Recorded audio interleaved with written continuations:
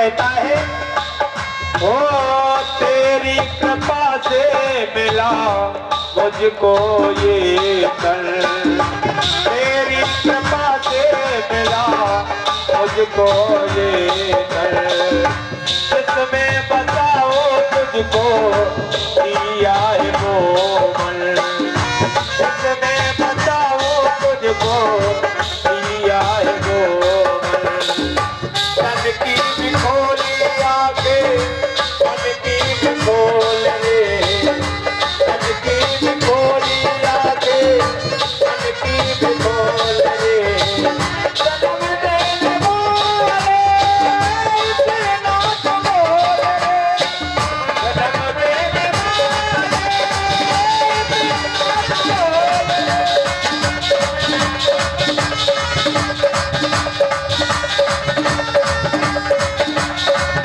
ओ कैसे चुकाऊं मैं सासों के मोल रे, कैसे चुकाऊं मैं सासों के मोल रे, जन्म देने वाले इसे ना तो बोल रे, जन्म देने वाले इसे ना तो बोल रे, जन्म देने वाले इसे ना तो बोल रे।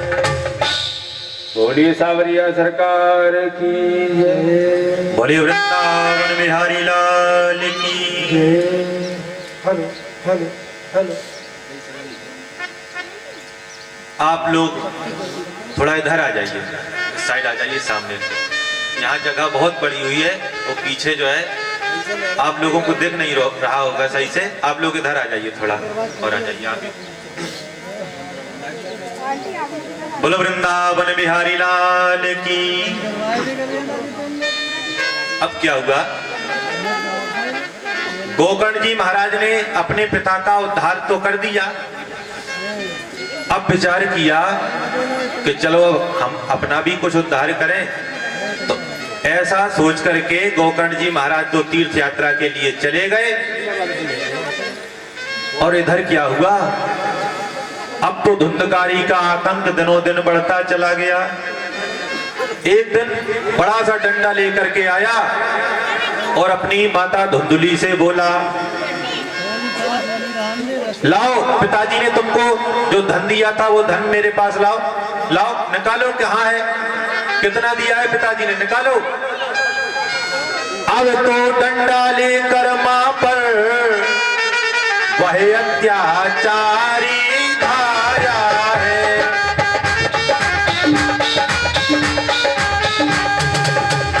और पूछने लगा, पापनी बता, हर का धन कहाँ चुकाया है।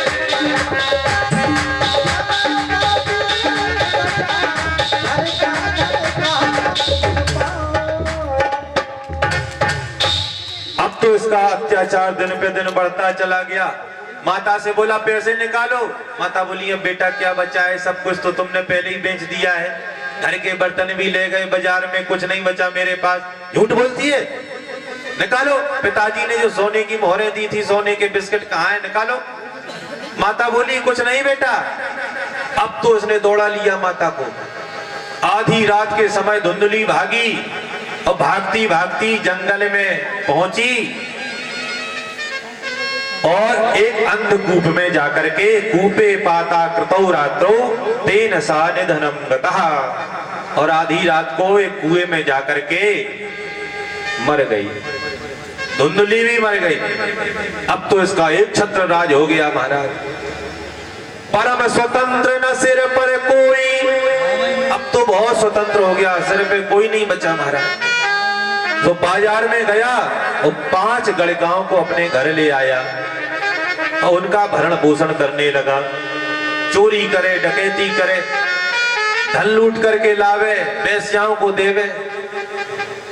ऐसे बहुत धुंधकारी मिलते हैं आजकल, जो घर की स्त्रियों का सम्मान नहीं करते। घर नारी बेचारी उघारी फिरे, वेश्याओं को साड़ी रंगीरी रंगावे। ऐसे बहुत धुंधकारी है हमारे। अब तो चोरी डकैती करके लाता है, वेश्याओं का भरण पोषण करता है। अब एक दिन ये गया राजा के यहाँ, इसने चोरी करी, बहुत मोटा माल लेकर के आया, वेश्याओं को हाथ में थमा दिया, पकड़ो देवी जी। वेश्याओं ने देखा इतना मोटा माल लेकर के कहाँ आज डकैती डाली, बोले आज राजा के यहाँ। वेश्याएं बोली अब तो ये खुद मरेगा और हमें भी मरवाएगा। क्यों? साधारण आदमी के यहाँ तो मान ले छूट भी जाएगा, अब राजा के यहाँ इसने डकैती डाली तो पता तो चल ही जाएगा, तो जब इसकी पिटाई होगी महाराज तो हमारा भी नाम उगल देगा, तो ये तो जाएगा और संग में हमको भी ले जाएगा। तो वेश्याओं ने क्या किया, रात में इसको मंदरा पिलाई, वो मंदरा पिला करके इसको लिटा दिया। रात को 12 बजे चारों वेश्याओं ने चारों तरफ से इसको घेर करके एक एक हाथ और पैर सब पकड़ लिए, मटक भी ना पाए महाराज, ऐसा लेटा। और एक गई सो जलता हुआ, जो चूल्हा जल रहा था सो तपता हुआ अंगारा लेकर के आई। तपता अंगार समूहांश तन मुखे ही विचिक्षपु, इसके मुंह में अंगारा घुसेड़ने लगी, अंगारा डालने लगी। धुंधकारी बोला देवी जी हमें क्यों मार रही हो, हम तो तुम्हें बहुत चाहते हैं। वेश्या बोली हम तुम्हें नहीं चाहते, तो तुम हमें क्यों नहीं चाहती, पहले तो तुम हमें बहुत चाहती थी। बोले महाराज पहले तुम फंसे नहीं थे, अब तुम फंस गए हो इसलिए हम तुम्हें नहीं चाहते। महाराज इस संसार का चाहना इसी प्रकार का होता है, कोई किसी को नहीं चाहता। अभी आपके गले में फूलों की माला पड़ी हो, 2-4 लोग आगे 2-4 पीछे 2-4 बॉडीगार्ड लगे हो, जिंदाबाद के जय जयकार के नारे लग रहे हो, तो जो दूर दूर के भी होंगे वो कहेंगे बिल्कुल खास है महाराज, हमारे बिल्कुल दांत काटी रोटी है, बहुत खास है। हमारा जब हाथों में हथकड़ियां पड़ी हो, 4 पुलिस वाले पीछे से लाठी मार रहे हो, धुतकार रहे हो, तो जो बिल्कुल खास होंगे वे कहेंगे अरे हमारे पुरखन से संबंध खराब है, जो है पहले ही से छूटा छाटी हो गई थी, हमारी कौन बात है इनसे, हम नहीं जानते। तो संसार का चाहना इसी प्रकार का होता है। आज हम आपको 1 लाख रुपए की बात बता रहे हैं, इसको नोट कर लेना, हमारे साथ आप भी बोलिए, बोलिए संसार के लोग हमें नहीं हमसे चाहते हैं। संसार के लोग आपको नहीं चाहते, आपको कोई नहीं चाहता, गलत फहमी में मत रहिए। हमसे नहीं हमें नहीं हमसे चाहते। छोटा सा वो जो नाती है आपके घर में, उससे कहो बेटा हम तुम्हें बहुत चाहते हैं, वो कहेगा झूठ बोलते हो, पहले चलो 4000 रुपए खर्च करो, साइकिल लगाओ तब जाने महाराज। तो संसार के लोग हमें नहीं चाहते, हमसे चाहते हैं। जब तक हमसे फायदा होगा तब तक तो महाराज खूब व्यवहार बनाएंगे, और जैसे ही महाराज फिर तो दूर दूर का जो है रिश्ता है। तो वेश्याओं ने क्या किया, इसके मुख में जलते हुए लकड़ी के अंगारे डाल दिए। तेन सा निधनम गता, जलते हुए अंगारों से दुखी होकर के ये मृत्यु को प्राप्त हो गया। आंगन में बड़ा सा गड्ढा खोदा, इसको गाड़ करके वेश्याएं लीप पोत करके सब धन लेकर के बंटवारा करके चली गई। अब तो ये महाभयंकर प्रेत बन गया। कितना बड़ा प्रेत बना महाराज। गोकर्ण जी महाराज ने जब इस समाचार सुना कि मेरा भाई भी चल बसा, तो गया आदि श्राद्धों में जाकर के उसका पिंडदान भी किए, और एक दिन अपने घर आए, आंगन को साफ करके बेचारे चारपाई डाल करके लेट गए। अब तो महाराज जहां रात के 12-1 बजे सो हाथी चिंघाड़ने लगा, कुत्ते भूंकने लगे, कभी वह बकरा की आवाज करने लगता, कभी तूफान आने लगता। बहुत भयंकर डरावने संकेत गोकर्ण जी महाराज को आने लगे। गोकर्ण जी महाराज बोले क्या बात है। तो त्रिकाल संध्याविद थे, 3 काल की संध्या करते थे गोकर्ण जी महाराज। तो हाथ में जल लिया और गायत्री मंत्र का उच्चारण करके जैसे ही जल को छोड़ा, सो महाराज बोलने लगा, वह प्रेत बोलने लगा, अहम भ्राता त्वदीयोस्मि, मैं कोई नहीं और कोई नहीं हूं महाराज। गोकर्ण जी महाराज ने पूछा किम्बा प्रेता पिशाचो वा राक्षसो सीति संसना, कौन हो, क्या कोई प्रेत हो, पिशाच हो, भूत हो, कौन हो। कहता मैं और कोई नहीं, अहम भ्राता त्वदीयोस्मि, तुम्हारा भाई हूं।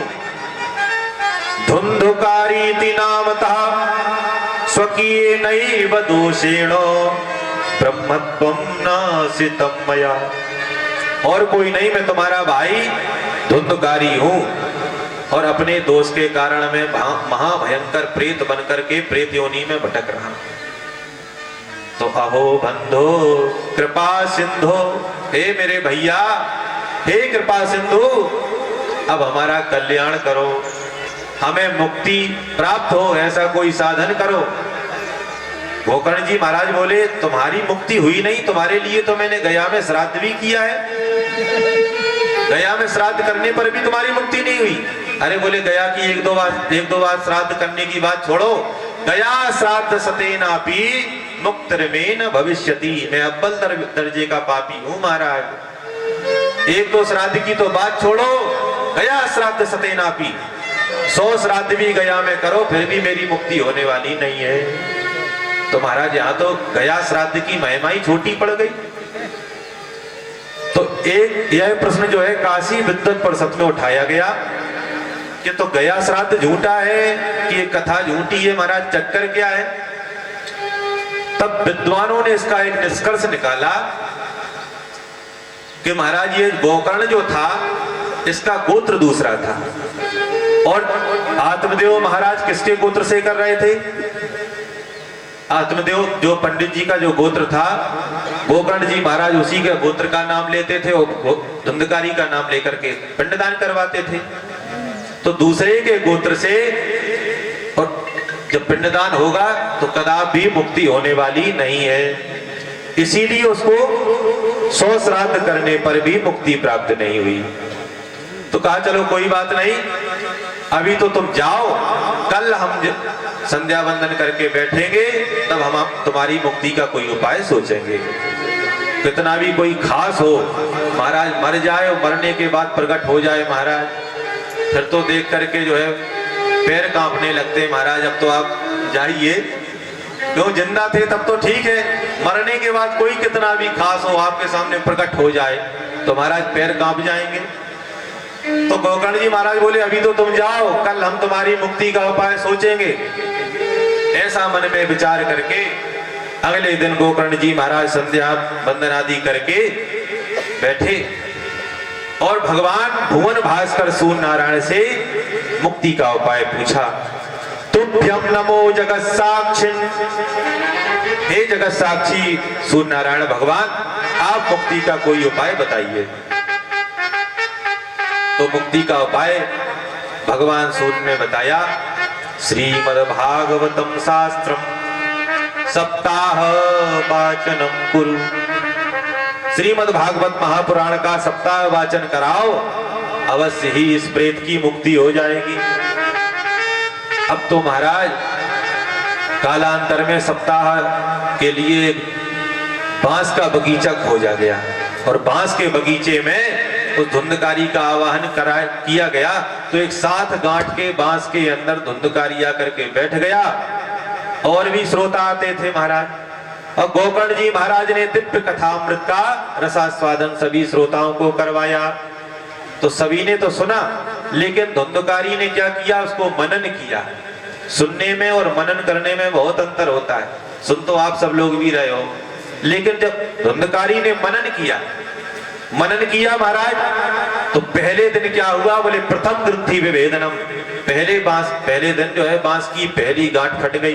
दूसरे दिन द्वितीय ग्रंथि विभेदनम एवं सप्तदिनश्चैव सप्त ग्रंथि विभेदनम, इसी प्रकार से 7 दिन में 7 गांठें चट चट चट चट करके फट गई और उसमें से दिव्य रूप धरो जातस तुलसी दाम मंडिता पीतवासा घनश्यामो मुकुटी कुंडलान्विता, तुलसी के आभूषण पहन करके दिव्य रूप धारण करके धुंधकारी प्रकट हुआ और उसके लिए बैकुंठ से विमान आया।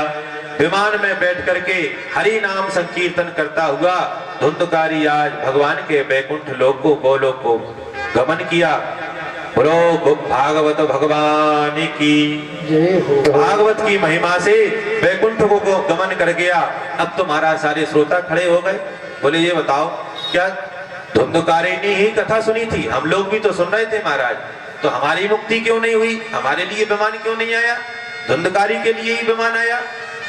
बोले महाराज तुम लोग सुन तो रहे थे, लेकिन जिस प्रकार से धुंधकारी सुन रहा था उस प्रकार से आप लोग नहीं सुन रहे थे। आप सब भी आते हैं सुनने के लिए, कोई ऐसा मन में विचार करके नहीं आता कि महाराज हम इस भवसागर से पार हो जाएंगे। सबके अलग अलग विचार हैं। कुछ श्रोता इसलिए आते हैं देखे पंडित जी कैसे हैं, और कुछ निंदक यही देखते हैं वे कथा किस तरह कहते हैं। कुछ विद्या मत जतलाने को बीच में विवाद बढ़ाते हैं, कुछ अपनी धाक जमाने को छोटी खिल्लियां उड़ाते हैं। और महाराज बोले कुछ दुष्ट दुराचारी देखो श्रोता बन बन कर गाते हैं।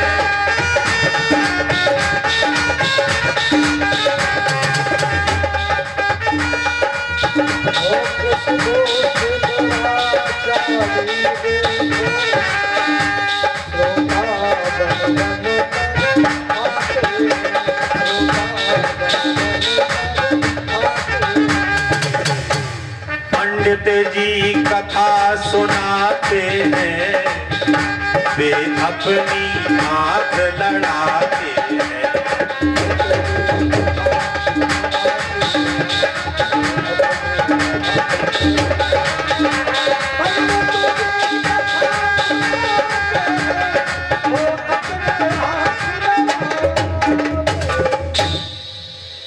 तो महाराज सबके विचार अलग अलग हैं। अगर धुंधकारी की तरह अगर हम भी कथा का मनन करने लग जाएं तो मुक्ति होने में कोई संदेह नहीं है। इस व्यास पीठ पर बैठ करके इस बात को कह रहा हूं,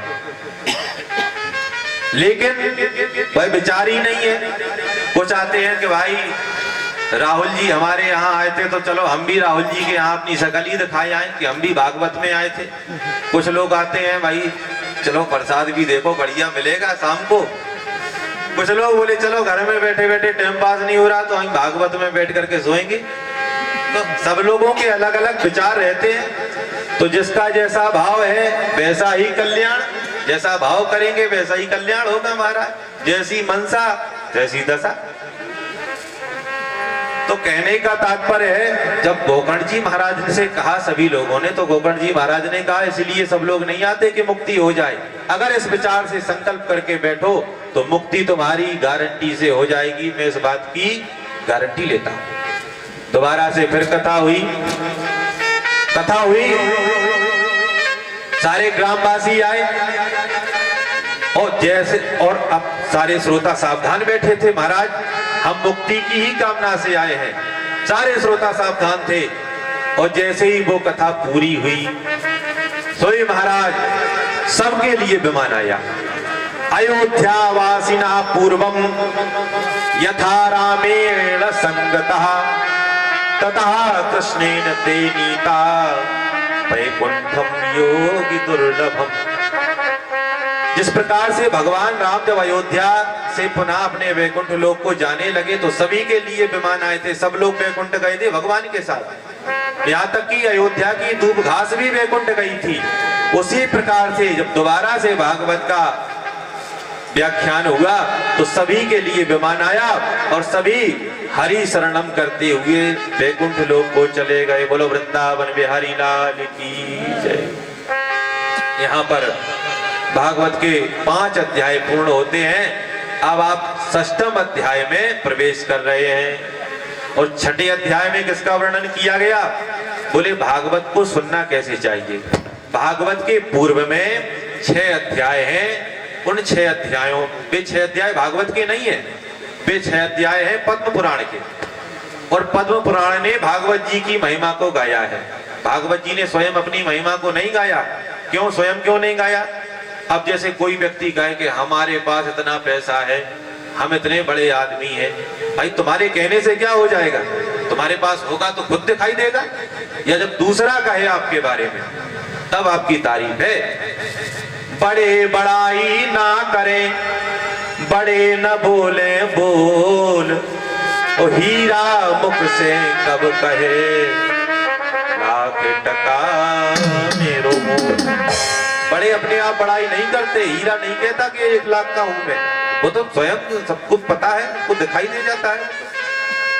तो पद्म पुराण ने भागवत जी की महिमा को गाया है और एक अध्याय में, 6वें अध्याय में बताया कि भागवत को सुनना और कैसे करना चाहिए, कैसे करवाना चाहिए। बोले सर्वप्रथम क्या करें? पहले दैवज्ञम तु समाहूय, सबसे पहले किसी दैवज्ञ को बुलाना चाहिए। दैवज्ञ यानी ज्योतिषी, और उस ज्योतिषी से भागवत का मुहूर्त निकलवाना चाहिए कि भागवत को किस मुहूर्त में करवाएं। यदि सकाम संकल्प है तो उसके लिए मुहूर्त निकलवाएं, और यदि निष्काम है तो उसके लिए दिना नाम नियमो नास्ति सर्वदा श्रवणम मतम, न कोई दिन है न नियम है, हमेशा सुनते रहो। लेकिन यदि सकाम संकल्प है तो ज्योतिषी को बुलवाएं, मुहूर्त निकलवाएं, और फिर मुहूर्त निकलवा करके बोले कितना खर्चा करें महाराज भागवत में, भागवत में कितना खर्चा होना चाहिए? तो भागवत में स्वयं व्यास जी लिख रहे हैं, आज समझ लो भागवत में कितना खर्चा करना चाहिए। बोले विवाहे यादृशम वित्तम तादृशम परिकल्पयेत्, जितना एक कन्या के विवाह में धन खर्च किया जाता है, उतना ही श्रीमद् भागवत महापुराण के प्रवचन में भी इतना ही धन खर्च करना चाहिए। विवाह का ही पूरा उपक्रम होता है। विवाह में देखो 1 दिन टेंट लगता है, यहाँ 7 दिन टेंट लगता है। विवाह में 1 दिन हलवाई लगते हैं, यहाँ 7 दिन हलवाई चलेंगे जो है, और भंडारे में तो चलेंगे। विवाह में 1 दिन पंडित जी आते हैं, यहाँ 7 दिन पंडित जी बैठेंगे। तो विवाह का ही उपक्रम किया जाता है। अब कन्या सबकी होती है भाई, बड़ा आदमी होता है वो अपने हिसाब से कन्या का विवाह करता है, छोटा आदमी होता है वो अपने हिसाब से साधारण तरीके से विवाह कर लेता है। तो बोले विवाहे यादृशम वित्तम, जितना कन्या के विवाह में धन खर्च किया जाता है उतना ही धन भागवत जी में खर्च करना चाहिए। तो महाराज किसी से भी करवा ले भागवत, अरे ऐसे थोड़ी करवा लो, भागवत में लिखा है किससे भागवत करवानी चाहिए, क्या लिखा है? बोले विरक्तो वैष्णवो विप्रो वेद शास्त्र विशुद्धिकृत दृष्टांत कुशलो धीरो वक्ता कार्योति निष्प्रह। बोले भागवत का वक्ता कैसा हो? पहले नंबर पे बोले विरक्तो, विगतः रक्ता, उसके अंदर अभिमान ना हो, ज्यादा अभिमानी ना हो, घमंडी ना हो महाराज की। लोग कह रहे हैं महाराज सीताराम को देख ही नहीं रहे, सीधे चले जा रहे ऊंट जैसे तने, ऐसा ना हो। फिर बोले वैष्णव हो, वैष्णवी दीक्षा से दीक्षित हो, आचार्यो वेद संपन्नो विष्णु भक्तो विमत्सरा, मंत्रज्ञो मंत्र भक्ताश्च सदा मंत्र सरया शुचि, सद संप्रदाय संयुक्तो ब्रह्म विद्या विशारद, ऐसा वक्ता हो, वैष्णव होना चाहिए।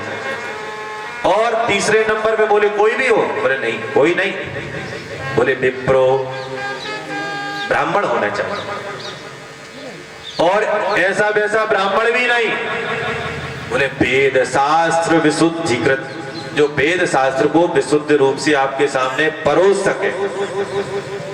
और दृष्टांत कुशलो धीरो, जो दृष्टांत देने में कुशल हो, ऐसा वक्ता कार्योति निष्प्रहा, ऐसा वक्ता होना चाहिए।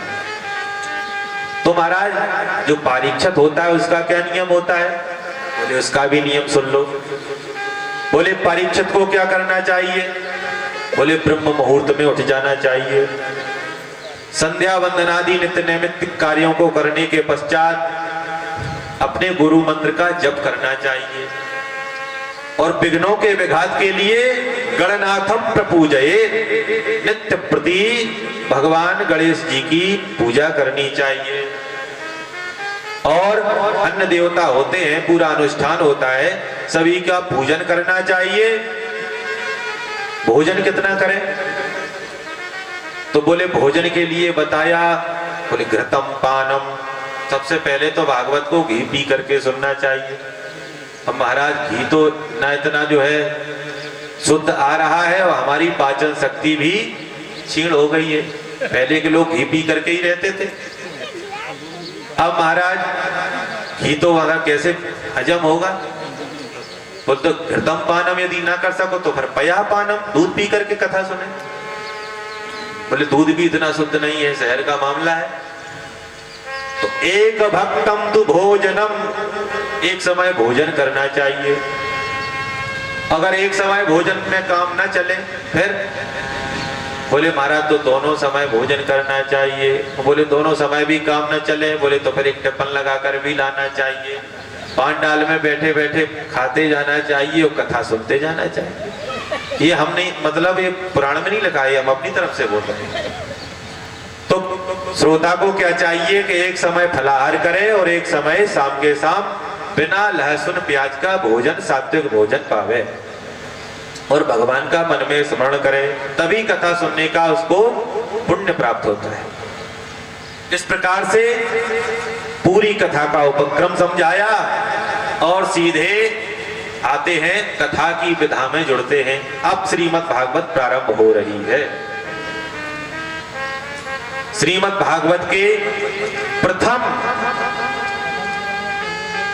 स्कंद के प्रथम अध्याय में जो भागवत के मुख्य आचार्य हैं श्री शुकाचार्य जी महाराज और व्यास जी महाराज की लेखनी क्या लिख रही है? जन्माद्यस्य यतोन्वयादितरतस् चार्थे स्वभिज्ञः स्वराट् तेने ब्रह्म हृदय आदि कवये मुह्यन्ति यत्सूरया तेजो वारिमृदां यथा विनिमयो यत्र सर्गो मृषा धाम्ना स्वेन सदा निरस्तकुहकं सत्यं परं धीमहि। भागवत प्रारंभ कर दी। भागवत का प्रारंभ कहां से हुआ? बोले जन्माद्यस्य यतोन्वयादितरतस्। जन्माद्यस्य यतः, ये ब्रह्म सूत्र का दूसरा सूत्र है। प्रथम सूत्र है अथातो ब्रह्म जिज्ञासा और द्वितीय सूत्र है जन्माद्यस्य यतः। भगवान कैसे हैं? बोले जन्मादि विकार रहितस्यापि, भगवान जन्मादि विकार से रहित हैं, उनका जन्म नहीं होता है, न भगवान मरते हैं।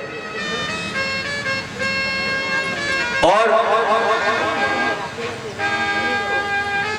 तेजो वारिमृदां यथा विनिमयो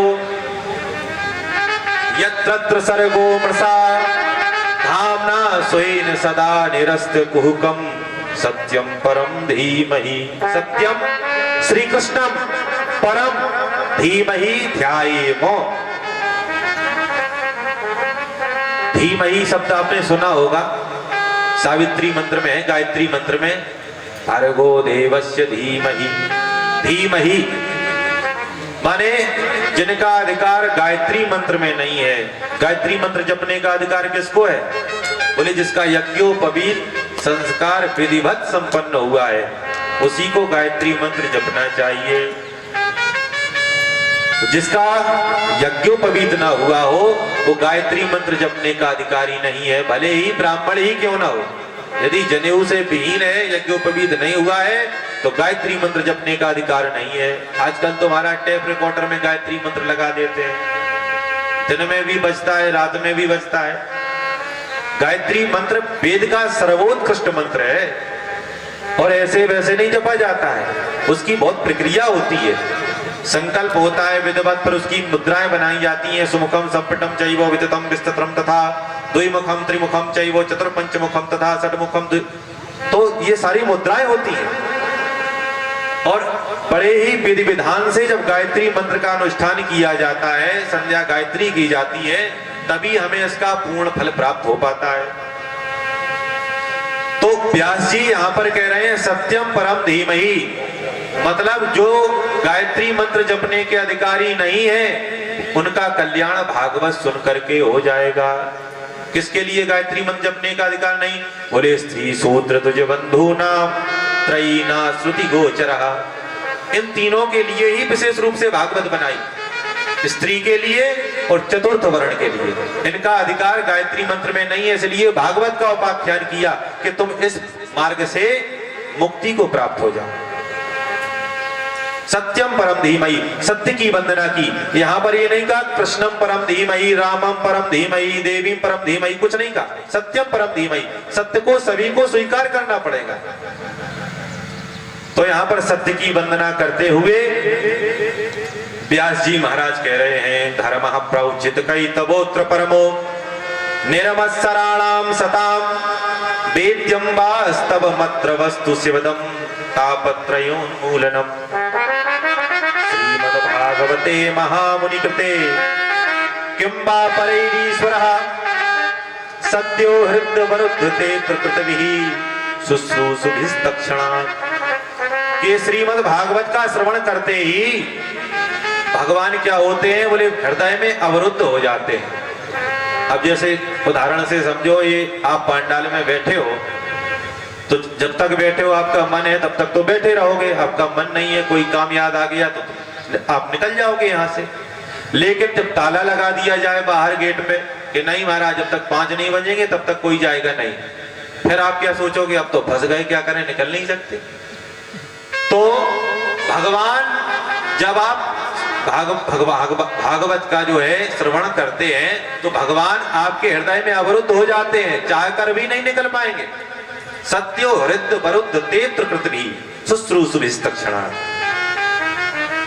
तीसरे श्लोक में क्या कहा, पिबत भागवतम रसमालयम। ये भागवत क्या है? व्यास जी कहते हैं निगम कल्प तरोर गलितम फलम। निगम कहते हैं निगमो वेदः, वेद रूपी वृक्ष का परिपक्व फल है भागवत। निगम कल्प तरोर गलितम फलम, गला हुआ फल है एकदम। फिर कहे महाराज फल गला हुआ तो है, लेकिन क्या पता मीठा है कि नहीं।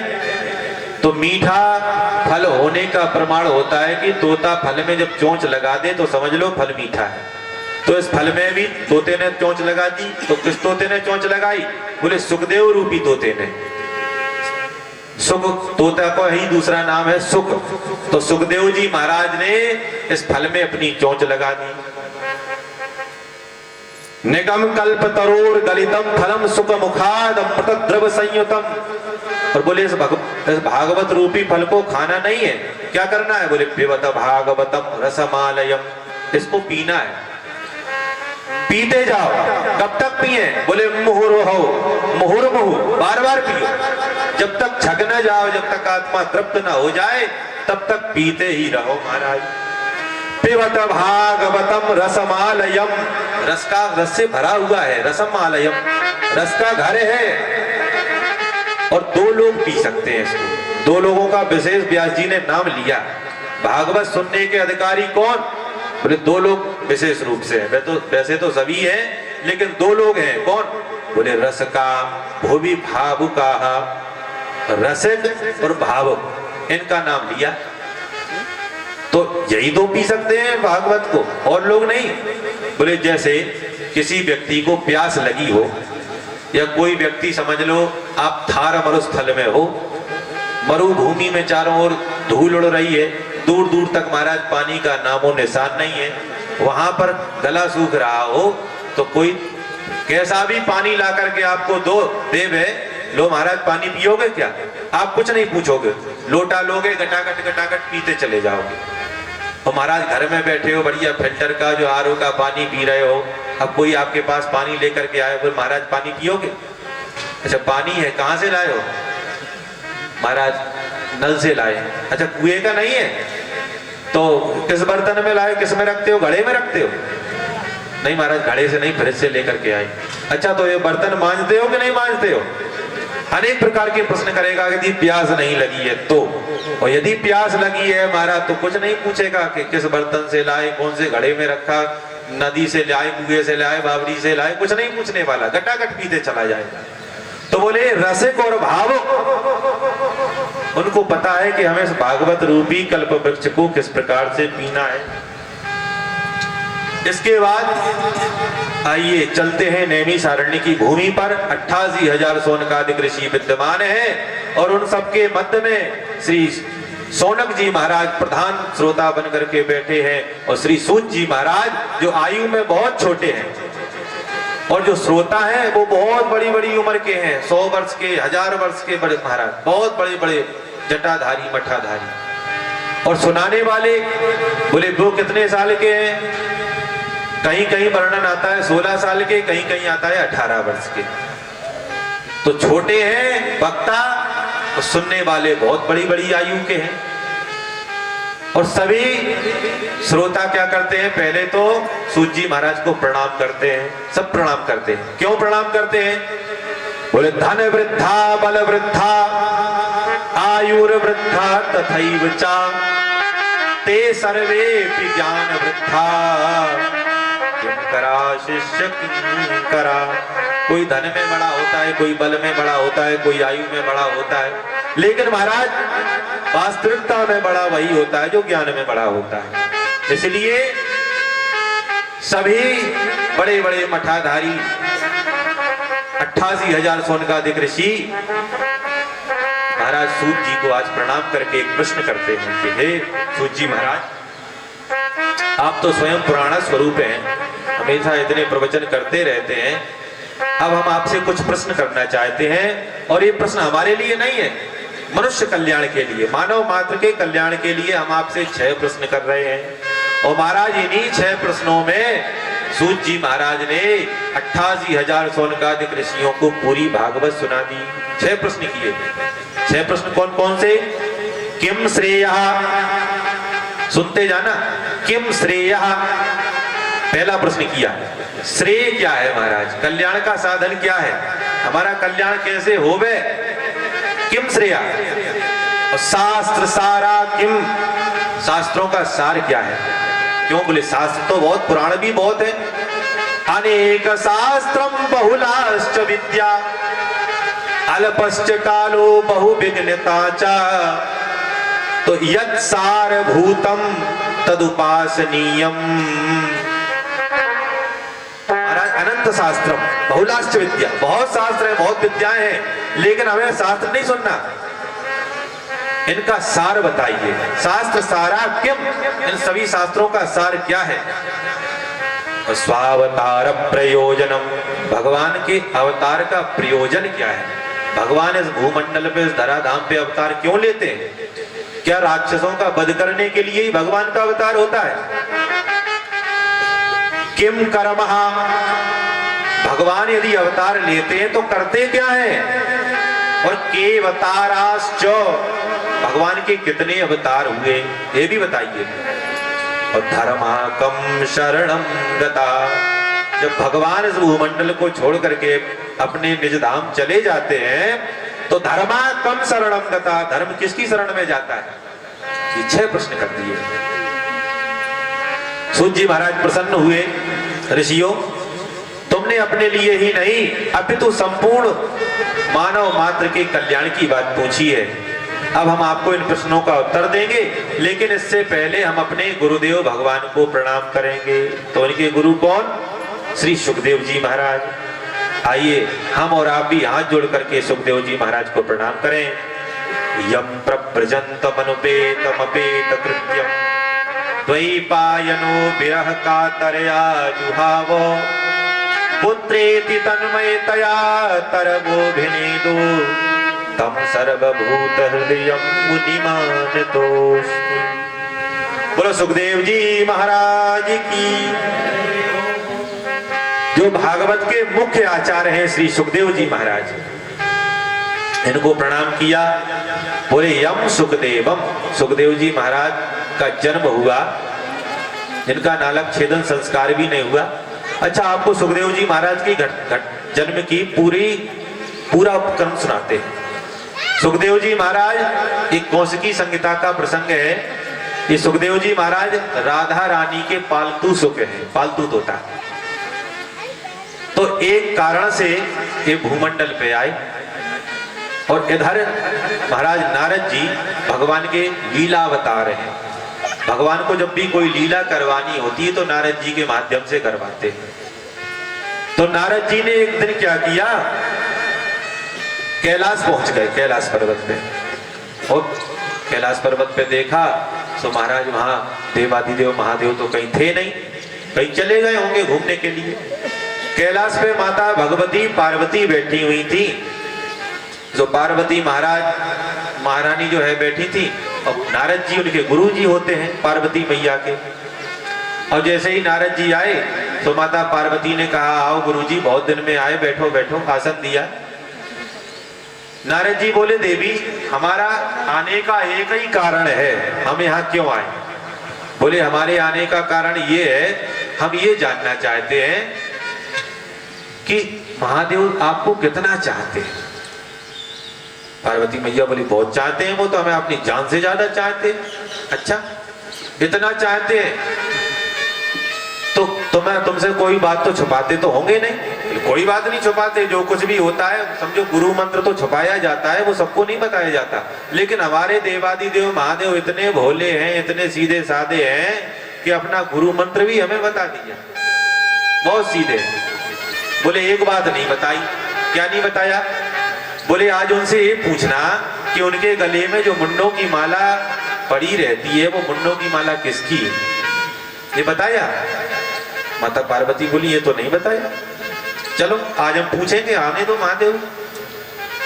नारद जी बोले, महादेव को आने दो तो हमें जाने दो, अब हमारा काम हो गया, हम चलते हैं। नारायण नारायण करते हुए निकल गए नारद जी महाराज। अब तो सायं का समय हुआ, देवादिदेव महादेव जैसे ही आए, माता पार्वती ने स्वागत किया, आइए महाराज बैठिए।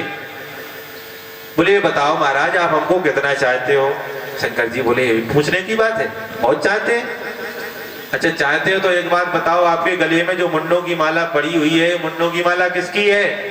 शंकर जी बोले, बस यही ना पूछो, बाकी सब कुछ पूछ लो। क्यों? बोले देवी तुम सहन नहीं कर पाओगी अगर हम बता देंगे, तो बताओ ना किसकी है। बोले देवी ये आपके ही मुंडों की माला है। बोले महाराज हमारे मुंडों की माला इतनी लंबी चौड़ी? बोले देवी जब तुम मर जाती हो तो हम आपको इतना प्रेम करते हैं कि आपके मुंड की माला इस माला में पिरो लेते हैं। आपका मुंड जो है अपनी माला में पिरो करके, देखो कितनी बड़ी माला बन गई हमारी, 108 मनके की, 108 मुंड लगे हुए हैं इस माला में। बोले महाराज ये बताओ, हम ही मरते हैं, आप नहीं मरते? भाई आप भी तो मरो, हम ही मरते हैं हर जन्म में। आपने ऐसी कौन सी जड़ी बूटी खा ली है कि आप कभी मरते ही नहीं, हम ही मरते हैं? बोले देवी हमने अमर कथा सुन रखी है। अच्छा अमर कथा, तो हमें भी सुनाओ। बोले ऐसे कैसे सुनाओ? अमर कथा सुनने के लिए चलो अमरकंटक पर्वत पे। अमरकंटक पर्वत पे चलना पड़ेगा। माता पार्वती बोली तो चलो। गए अमरकंटक पर्वत पर। तो महाराज पर्वत पे पहुंच करके महादेव ने क्या किया, निनाद वट्टमरवयम, डम डम डम डम डम डम करके अपना डमरू बजाया। तो जितने भी पशु पक्षी थे सब चले गए। एक तोता फड़फड़ाया तो उसके पंखों से उसका अंडा नीचे गिर गया, वो विगलित हो गया, फूट गया अंडा। तोता तो उड़ गया, अंडा वहीं पड़ा रह गया। अब क्या हुआ महाराज, कथा प्रारंभ हो गई। माता पार्वती से महादेव ने कहा कि देवी कथा तो हम सुना रहे हैं, लेकिन आपको हुंकरा देना पड़ेगा। गांव में कहते हैं ना, हम कथा कहेंगे तो हुंकरा देना, हूं हाँ हाँ ऐसे करना। माता पार्वती बोली ठीक है हम कहेंगे। तो माता पार्वती हूं करने लगी। और इधर जैसे ही देवादिदेव महादेव ने कथा प्रारंभ की, वह सुख का अंडा महाराज स्वस्थ हो गया। अब चौथे दिन क्या हुआ कि वह माता पार्वती को तो नींद आ गई, वह तोते का बच्चा सब कथा सुनता रहा। अब तो उसका जन्म हो गया, हूं करके वो करता रहा। माता पार्वती तो सो गई। महादेव ने सोचा कि यही सुनना ही होगी, यही हूं करना ही है। अब तो जैसे ही कथा पूर्ण हुई और शंकर भगवान बोले बोलो वृंदावन बिहारी लाल की, तो जैसे ही कथा पूर्ण की तो माता जी का एकदम, महाराज कथा पूर्ण हो गई। बोले हाँ तुम्हारा ध्यान कहाँ था? बोले हम तो सो गई थी महाराज। तो कथा कौन सुन रहा था? बोले कथा महाराज तब तक वो तोता फड़फड़ाया। महादेव बोले मैं प्रियंकर शंकर भस्म कर दूंगा तुझे। चोर मेरी कथा सुनता है और तुरंत जो है मेरी कथा की चोरी कर रहा है। अपना त्रिशूल हाथ में लिया, सुख को मारने के लिए शंकर जी पीछे पीछे, तोता आगे आगे उड़ता हुआ वो तोता चला। और तोता कहां पहुंचा? उत्तर प्रदेश के जालौन जनपद के कालपी नामक नगर में एक पर्वत है, मत्स्यगंधापुर नामक एक पर्वत था। उस पर्वत पर माता पिंगला जो व्यास जी की पत्नी थी, वो जमुआई ले रही थी। तो उन्हीं के मुख के द्वारा गर्भाशय में प्रवेश हो गया। अब शंकर जी पीछे पड़ गए, बोले हम तो मार के जाएंगे। तो व्यास जी बोले क्यों मार के जाओगे? बोले हमारी कथा की चोरी कर ली। कौन सी कथा की चोरी कर ली? बोले अमर कथा की चोरी कर ली। बोले तो अमर कथा सुनने का परिणाम क्या होता है, फल क्या होता है? बोले महाराज जो भी इस कथा को सुन लेता है वो मरता नहीं है। तो बोले अब किसको मारोगे? भाई वो तो सुन के ही आ गया, अब कैसे मार पाओगे? शंकर जी बोले बात तो सही कह रहे हैं। तो अपना त्रिशूल लिया और लौट आए। अब महाराज सुखदेव 12 वर्ष हो गए, अपनी माता के गर्भ से बाहर ही नहीं आते, गर्भ में ही बैठे हैं। तो गर्भ में ही क्यों बैठे हैं? निकलते नहीं क्यों? विष्णु की माया मुझे पकड़ लेगी। विष्णु की माया इतनी बलवती है। विष्णुर माया भगवती यया सम्मोहितम जगत आदिष्ठा प्रवणांसेन कार्यार्थे संभविष्यति। विष्णु की माया हमें पकड़ लेगी, इसलिए हम निकलते नहीं है। बोलो वृंदावन बिहारी लाल की जय हो। हमारे सहपाठी हैं अमरीश वाजपेयी जी, ये भी पांडित कर्म करते हैं। तो विष्णु की माया हमको घेर लेगी, इसलिए निकलते नहीं है, उसी में बैठे हैं आराम से। भगवान ने कहा कि तुम बेटा बाहर आ जाओ, हमारी माया का तुम्हारे ऊपर कोई प्रभाव नहीं पड़ेगा। तो सुखदेव जी महाराज अपनी माता के गर्भ से निकले और जन्म लेते ही जन्मत ही जग दुख निरख नरा लपेटे अंग आगे श्री सुखदेव जी लगे व्यास जी संग। जिनका नालक छेदन संस्कार भी नहीं हो पाया, अपना जो नाल है उसको कमर में लपेट लिया और महाराज अवधूत भेष धारण करके जन्म लेते ही परमहंस परिव्राजकाचार्य बन के जंगल की ओर प्रस्थान कर गए। पीछे पीछे व्यास जी पुत्रेति तन्मयतया तरवो भिनेदु, हा पुत्र करते हुए, हा पुत्र तुम बेटा चले जाओगे, बुढ़ापे में मेरा सहारा कौन होगा?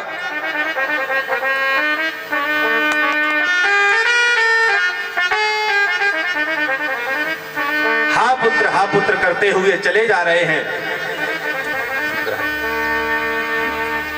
अब क्या हुआ? वो तो चले जा रहे हैं, लेकिन व्यास जी पीछे पीछे, बेटा तुम चले जाओगे, बुढ़ापे में मेरा सहारा कौन मुझे देगा? तो वो तो चले गए। अब तो सुखदेव जी एक झरने के बगल से निकले, तो झरने में कुछ युवतियां स्नान कर रही थी, विवस्त्र थी। उन युवतियों को कोई अंतर नहीं पड़ा। सुखदेव जी निकल गए और जैसे ही व्यास जी आए तो भाग करके तट पे आ गई और अपने वस्त्र को पहनने लगी। व्यास जी बोले एक बात बताओ, गुड़ खाएं भूमन की आन करें।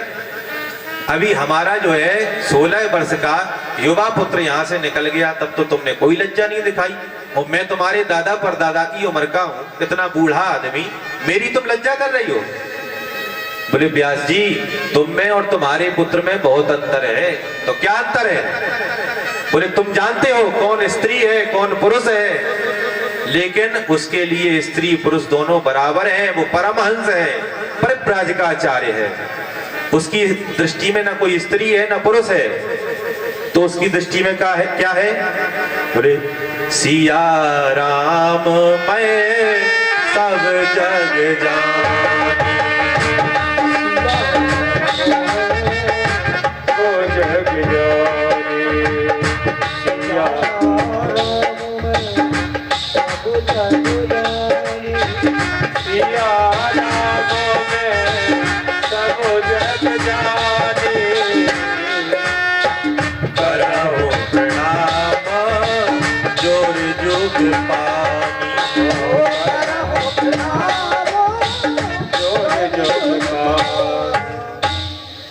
बोले ना तो इसकी स्त्री, इसकी जो है दृष्टि में ना कोई स्त्री है ना पुरुष है, इसको पूरा संसार कैसा दिख रहा है? बोले सिया राम मैं सब जग जानी, एक ही समान लगता है। इतना महान है मेरा पुत्र। व्यास जी ने ऐसा विचार किया, लौट आए अपने आश्रम की ओर। अब तो अपने आश्रम की ओर आ गए, मन में विचार किया कि पुत्र हमारा वापस कैसे आवे।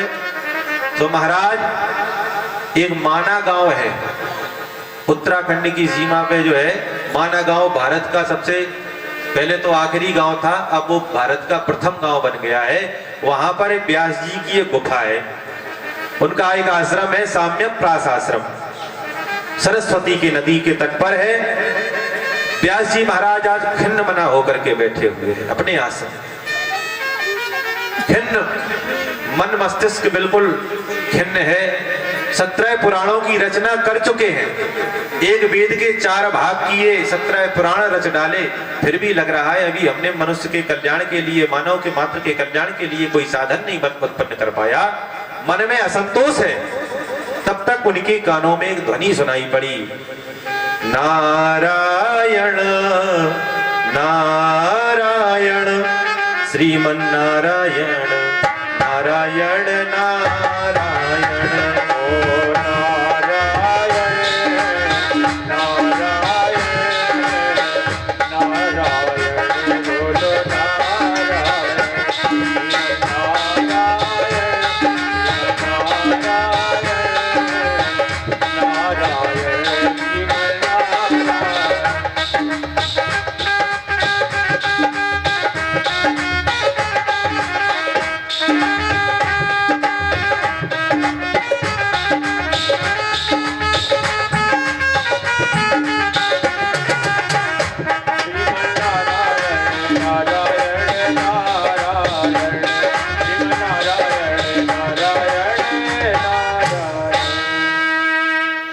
बोलो वृंदावन बिहारी लाल की।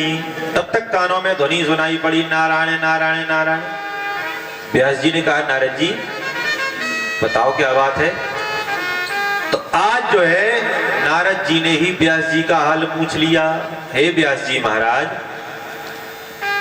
पाराशर्य महाभागः भवतः कच्चिदात्मना परितुष्यति शारीर आत्मा मानसैव। पाराशर्य महाभागः, पाराशरस्य पत्यम पुमान पाराशरः। जो पराशर ऋषि के गोत्र में जो उत्पन्न हुए वे सब पाराशर कहे जाते हैं। और जो व्यास जी कौन है? ये पाराशर नंदन है, पाराशर ऋषि की संतान है, इसलिए पाराशर कह करके व्यास जी महाराज को संबोधित कर रहे हैं। हे पाराशर नंदन व्यास जी, कच्चिदात्मना, आपको किस बात की चिंता है? आपका मुख दीनहीन मलिन लटका हुआ क्यों है? आपका नित्य नैमित्तिक कार्य सानंद विधिवत संपन्न तो हो रहा है ना। व्यास जी बोले, वो तो सब सानंद संपन्न हो रहा है, लेकिन मुझे एक बात की चिंता सताई जा रही है। किस बात की? मुझे इस बात की चिंता लग रही है, मैंने आज तक एक वेद था उसके 4 भाग किए, 17 पुराण की रचना कर डाली, लेकिन अभी भी मेरे मन में असंतोष है। मुझे ये लगता है मैंने मनुष्य के कल्याण के लिए, मानव मात्र के कल्याण के लिए कोई साधन नहीं उत्पन्न किया। नारद जी बोले, तुम इतनी सी बात से खिन्न हो गए? तुम बताओ, इतनी सी बात पे खिन्न हो गए? हमारी अम्मा मर गई, हम फिर भी खिन्न नहीं हुए। तुम्हारी अम्मा कब मर गई? तो अपने पूर्व जन्म का वृत्तांत सुनाया।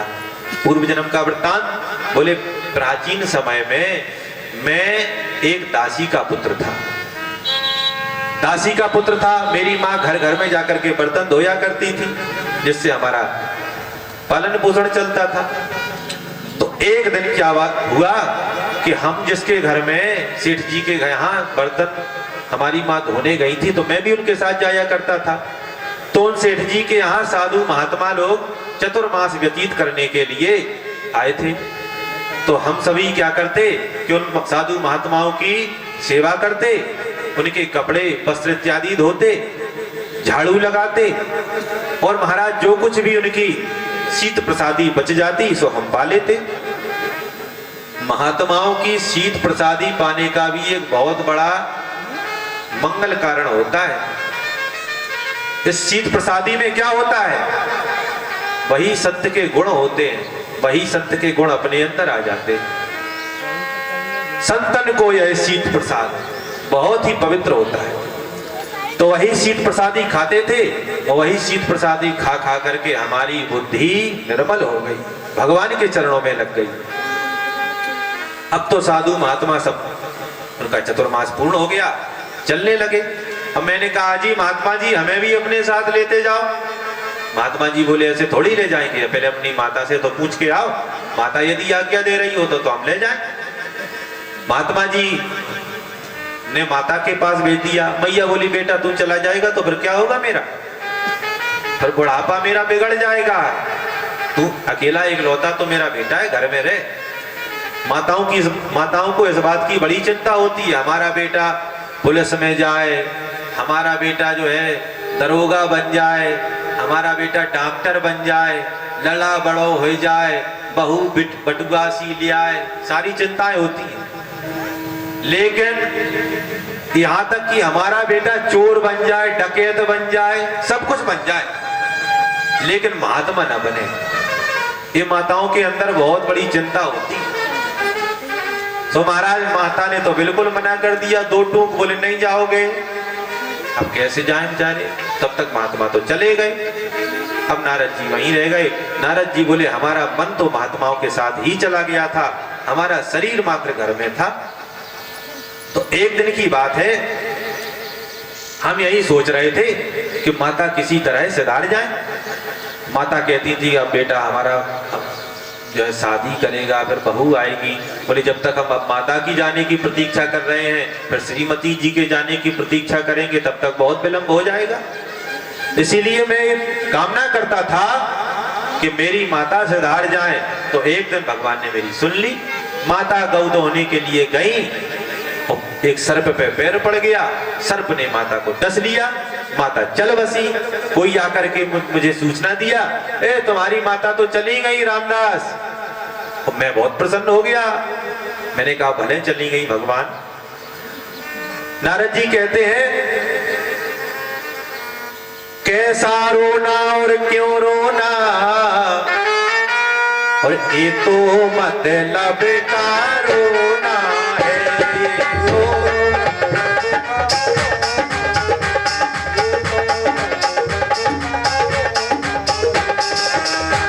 और क्या तुमको यह मालूम नहीं, ये हाल सभी का होना है।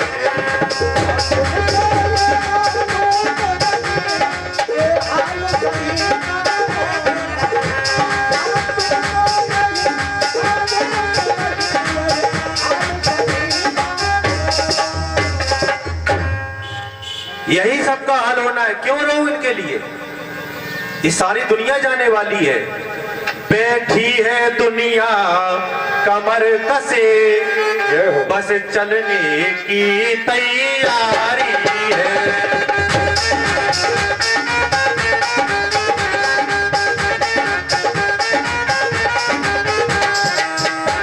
चल देता है वो बिना कहे,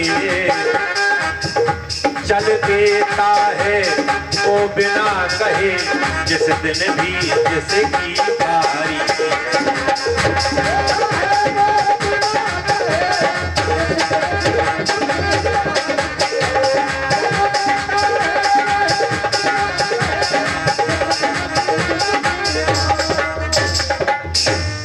मैं तो नहीं रोया महाराज।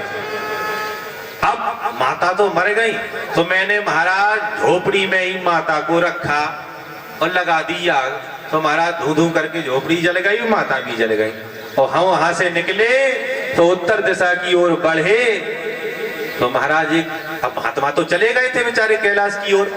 अब हम एक पीपल के वृक्ष के नीचे बैठ गए, भगवान का ध्यान किया। भगवान का ध्यान किया, इतनी अलौकिक झांकी मेरे हृदय में उत्पन्न हो गई।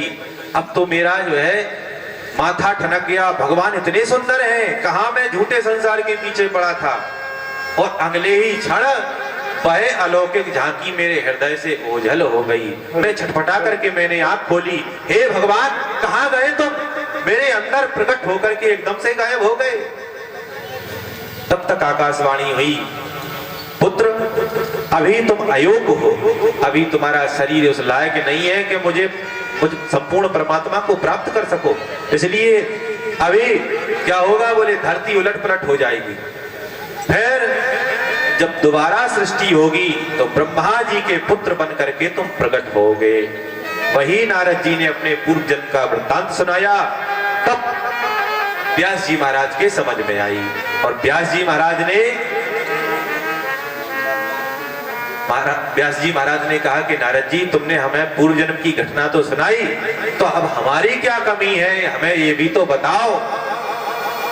तो नारद जी कहते हैं कि व्यास जी अब तक तो आपने सब कुछ लिख दिया, लेकिन आपने एक चीज नहीं लिखी। तो क्या नहीं लिखा? बोले भले ही आपने सभी राजाओं की वंशावली लिख दी, इनके वे हुए, उनके ये हुए, इन्होंने ये युद्ध लड़ा, इन्होंने ये किया, वो किया, सब कर दिया, लेकिन अभी तक आपने भगवान के गुण गणों का व्याख्यान नहीं किया।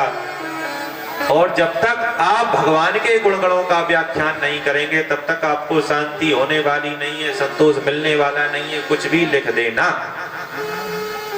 अच्छा, तब उन्होंने फिर चतुर्श्लोकी भागवत व्यास जी महाराज को नारद जी ने सुनाई और उसी चतुर्श्लोकी भागवत को व्यास जी महाराज ने 18,000 श्लोकों में कन्वर्ट कर दिया, 18,000 श्लोक बना दिए। तो इस श्रीमद् भागवत में 12 स्कंद हैं, 335 अध्याय हैं और 18,000 श्लोक हैं।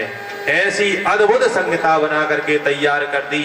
महाराज संहिता तो बहुत बड़ी बन गई, बहुत अच्छी संहिता बन करके तैयार हो गई, इसलिए इसको कहते हैं परमहंस संहिता। और परमहंस संहिता को पढ़ने के लिए कोई परमहंस की आवश्यकता होती है, तो महाराज परमहंस कहाँ ढूंढे?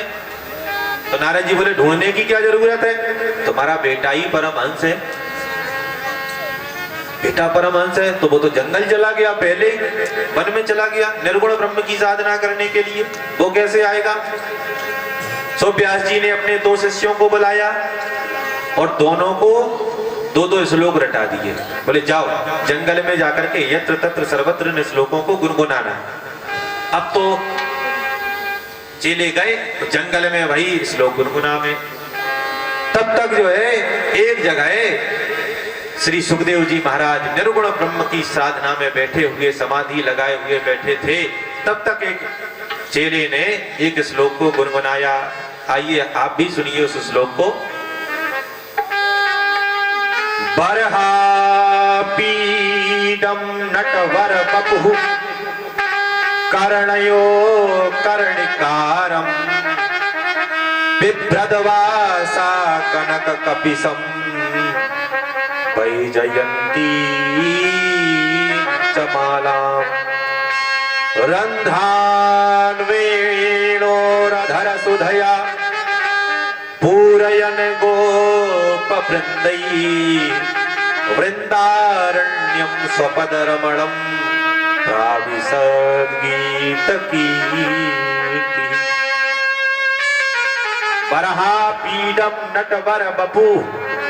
आपने नट तो बहुत देखे होंगे, नट जमीन में चलते हैं, रस्सी बांध करके चलते हैं, नट देखे होंगे, लेकिन ये नट नहीं है, बोले नटवर, नटों के भी राजा है नटवर बपू। और बरहा कहते हैं मोर को, जो मोर के पंख को अपने माथे पे धारण करते हैं। भगवान मोर को क्यों धारण करते हैं? अच्छा, मोर का नाम मोर क्यों है? भगवान ने जब से इसको कह दिया मोर तू मेरा है, भगवान ने उसका पंख अपने माथे पे धारण किया, भगवान ने कह दिया मोर तू मोरा है, मेरा है, तब से वो मोर हो गया। कुछ लोग कहते हैं महाराज मोर जो है पूर्ण ब्रह्मचारी होता है, इसलिए मोर का पंख जो है भगवान अपने मस्तक पे धारण करते हैं। बरहा पीडम नटवर बपु कर्णयो कर्णिकारम। कर्णका के सुंदर सुंदर पुष्प अपने कानों में लगा करके, और इतनी मनमोहक दिव्य छवि है भगवान की, और ग्वाल वालों से अपनी प्रशंसा को सुनते हुए ब्रजमंडल में प्रवेश कर रहे हैं। ये श्लोक जैसे ही सुना एकदम से समाधि टूट गई, समाधि खुल गई। श्री सुखदेव जी महाराज विचार करने लगे, ओहो इतना सुंदर, नाम तुम्हारा तारनहारा, कब तेरा दर्शन होगा। जिसकी रचना इतनी सुंदर, वह कितना सुंदर होगा। मन में विचार करने लगे कि जिसकी रचना इतनी सुंदर है, जो भगवान इतने दिव्य हैं, कितने सुंदर होंगे वो। तब तक फिर लेकिन झटक गए। बीच में एक आवाज आई कि सुंदर आदमी जो होता है उसको अभिमान भी बहुत होता है, अपनी सुंदरता का घमंड भी बहुत होता है। तो कदाचित सुंदर तो है, घमंड ना हो इसको। हम तो जाएं सब पूरा समर्पण करने के लिए, वो कहे हम तुम्हें जानते ही नहीं, कहां से आए जाओ, फिर क्या हो रह जाएगा। इसलिए फिर बैठ गए मन मार करके समाधि में। तब तक दूसरे चेले ने दूसरा श्लोक गुनगुना दिया, तो स्वभाव का वर्णन कर दिया। भगवान का स्वभाव कैसा है? बोले अहो बकीयम स्तन काल कूटम, अहो आश्चर्यम। बकी कौन? बकासुर की बहन है पूतना। स्तन काल कूटम, जो अपने पयोधरों में कालकूट नाम का विष लगा करके आई। इसलिए जिघांसया, जिघांसया हंतुम इच्छया, भगवान को मारने की इच्छा से आई, अपने पयोधरों में कालकूट विष लगा करके। लेकिन भगवान ने क्या किया? उस पूतना को क्या किया? बोले जो गति माता यशोदा को प्रदान करी, भगवान ने वही गति उस राक्षसी पूतना को प्रदान कर दी। अहो बकीयम स्तन काल कूटम जिघांसया पाय यदप्यसाध्वी, लेभे गतिम धातृचिताम ततोन्यम कंबा दयालुम शरणम प्रजेम। आजकल साध्वियां तो बहुत घूम रही हैं, साध्वी। लेकिन ये पूतना क्या थी? बोले असाध्वी। एक असाध्वी थी, लेकिन भगवान ने उसको क्या किया? निज धाम भेज दिया। तो कंबा दयालुम शरणम प्रजेमा, ऐसे ब्रजनंदन बाल गोपाल की चरण शरण ग्रहण करना ही हम मनुष्य का कर्तव्य है। और जैसे ही सुखदेव जी महाराज ने ये दूसरा श्लोक सुना, एकदम समाधि टूट गई। भाग करके आए शिष्यों के पास, कहा क्यों भाई ये श्लोक बड़े सुंदर सुनाए, कहाँ है ये श्लोक? कोई संहिता में लिखे? बोले ऐसे श्लोक तो हमारे गुरुजी ने 18,000 लिखे हैं, एक दो श्लोकों की कहे कौन, तो कहाँ मिलेंगे? बोले चलो हमारे गुरुजी के पास। गुरुजी कौन है? बोले व्यास जी महाराज, कृष्ण द्वैपायन वेद व्यास हमारे गुरु हैं। बोले वही तो हमारे पिता हैं, चलो। तब गए और उन्हें सुखदेव जी महाराज को पूरी 18,000 श्लोकों की भागवत को श्रवण कराए और पढ़ाए। और आज भी इस श्रीमद् भागवत को केवल 2 ही लोग समझ पाए, और किसी के समझने के बाहर ही है। व्यासो वेत्ति सुको वेत्ति, सुखदेव जी जानते हैं इस भागवत को कि व्यास जी जानते हैं? राजा वेत्ति न वेत्ति वा, राजा परीक्षित जानते हैं या नहीं जानते, इसमें भी बहुत संदेह है। लेकिन श्रीधरम सकलम वेत्ति, श्री नरसिंह प्रसादता, श्रीधर स्वामी जी इसको पूरी तरह से जान गए। एक श्रीधरी टीका है भागवत की, वो श्रीधर जी ने पूरी श्रीधरी टीका लिखी हुई है। नरसिंह भगवान के आशीर्वाद से उन्हें संपूर्ण भागवत उनके हृदय में प्रकट हो गई थी। तो श्रीधर जी महाराज जानते हैं। और एक कौन? बोले व्यास जी या सुखदेव जी महाराज। राजा परीक्षित का भी कहा कि ये जान पाए या नहीं जान पाए, इसमें भी संदेह है। तो ऐसी श्रीमद् भागवत का अध्ययन करवाया, और अध्ययन करवा करके ऐसे ये तो हुआ जो है भागवत जी के जो मुख्य आचार्य हैं उनका चरित्र। अब भागवत जो है के श्रोता कौन? परीक्षित जी महाराज। उनका जन्म कैसे हुआ, कहाँ हुआ, क्यों हुआ, कब हुआ, उनके बारे में वर्णन आता है। आइए महाभारत की ओर चले। यदा मृधे कौरव संजया वीरे स्वथो वीर गतिम गतेषु भगनोरुदंडे धृतराष्ट्रपुत्रे। महाराज, महाभारत का भीषण भयंकर संग्राम हो चुका है, महाभारत का युद्ध हो चुका है। और उस महाभारत के रक्त रंजित भूमि में कौन पड़ा है? दुर्योधन। और दुर्योधन की जंघाएं भीम के द्वारा टूट चुकी हैं।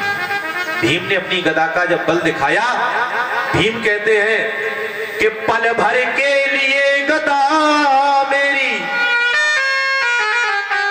यदि समर भूमि में उठ जाए, पल भर के लिए गदा मेरी यदि समर भूमि में उठ जाए।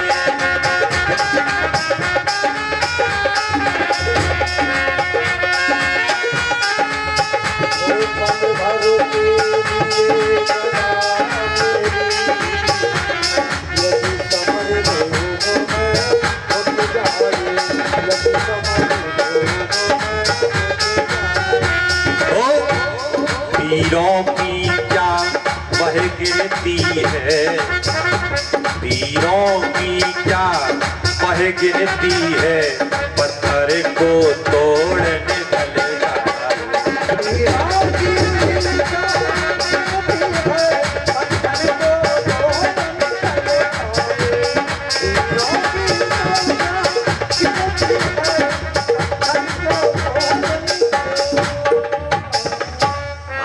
भीम ने अपनी गदा का अद्भुत प्रदर्शन दिखाया और दुष्ट की जंघाओं को तोड़ दिया।